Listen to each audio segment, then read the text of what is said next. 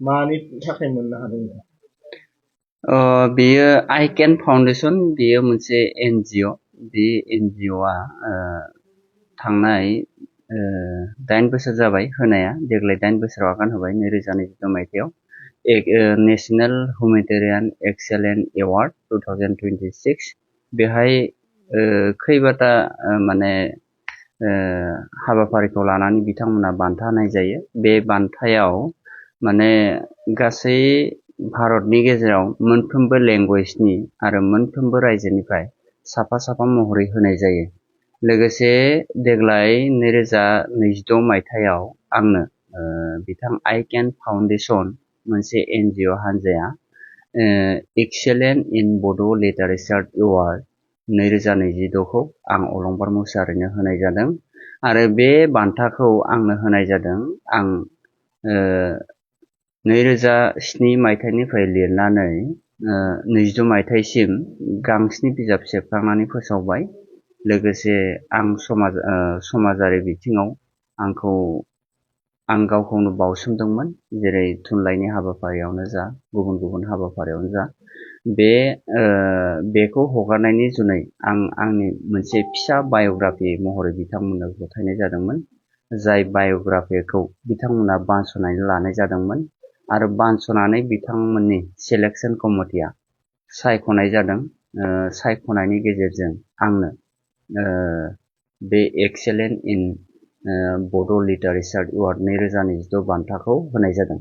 लोगोसे आङो 2022 मायथाइयाव लाइमोन साहित्य एकाडेमि बे बान्थाखौ मोननो हानाय जादोंमोन भारत सरकारनिफ्राय। आंनि 5थि बिजाब गांफोजानाय मासिदाव सुंद' सल' बिजाब बेनिफ्राय सायख'नाय जादोंमोन। लोगोसे 2021 मायथाइयाव आसाम सरकारा खनसेयारि अनसुंथाइ होनाय आसाम भाषा गौरब बे अनसुंथाइ माने बान्था माने अनसुंथाइखौ आंनो होनाय जादोंमोन।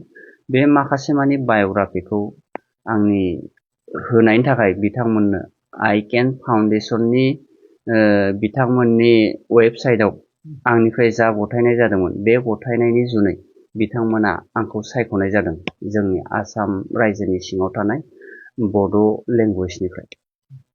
नोंथाङा बेखौ मोननो हानानै माबायदि मोनदों? थारैनो आं जोबोद गोजोननाय मोनदों। बे बान्था आजावनायाव जोंनि गासै भारत हादरनि गुबुन रायजोनिफ्राय नुजाथिफैनो हानाय बिथांमोना बाहागो लादोंमोन।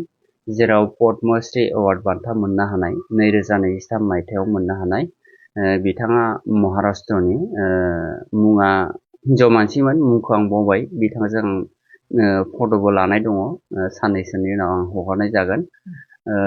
लोगोसे पद्म भुषण बान्था मोननो हानाय बिथांमोनाबो बे हाबाफारियाव दंमोन। लोगोसे जोंनि आसामनिफ्राय सासे मुस्लिम सुबुं, बिथाङाबो समाजनि हाबा मावनो थाखाय बिथांनोबो ससियेल वर्कार इन आसाम बे महरै बान्थाखौ बिथांनो होनाय जादोंमोन। लोगोसे आसामनि हिसाबै जों सासे मुस्लिमजों माने एसामिस लेंगुवेजनि आरो बर' लेंगुवेजनि हिसाबै आं मोननो हादोंमोन। 3 मोननो हादोंमोन आसामाव। नोंथाङा बे बान्थाखौ मोननायनि थाखाय नोंथाङा सासे जाफुंसार सुबुं होननानै गावखौ गनायना लानो हागोन नामा? थारैनो आं जाफुंसार जानो हादोंना हायाखै बेखौ मिन्थिनो हाया आरो बुंनानै फोजोबनो हाया। आं माने बान्थाखौ आंनो होनाय जादों, बान्थाखौ आं थारैनो गोसो गोथारै आजावनानै लानाय जादों। आरो उन समाव आं माबायदिहाय समाजनि, हारिनि, हादोरनि माबायदि खामानि मावलांनो हागोन बेखौ समाजा फोरमायसिगोन। नोंथाङा मा बान्था मोननो हादों? बे आइकेन फाउन्डेसन होनाय 2022 मायथाइयाव एक्सेलेन्ट इन हुमेटेरियान एवार्ड 2026 आव आंनो एक्सेलेन्ट इन बड' लिटारेचार एवार्ड 2022 मायथाइयाव आंनो मोनसे साइटेसन एबा ट्रफि होनाय जादों। लोगोसे मोनसे मेडेल होनाय जादों। बेहाय आई कार्ड मोनसे थायो, बेनिफ्राय भारत उदांस्रि साननि जि मोनसे फालि बेखौबो होनाय जादों। आरो बेयो जोंनि राजथावनि, जोंनि भारत हादरनि राजथावनि रेडिसन ब्लु दारका सेक्टर 13 हटेलाव बेखौ होनाय जादोंमोन। बे हाबाफारियाव 300निबो बांसिन माने बान्था मोननाया गासै 90 जन मोननाय जादों। दा बेनि गेजेराव 300निबो बांसिन सुबुंफ्रा बे हाबाफारियाव बाहागो लानानै जाफुंसार खालामदों।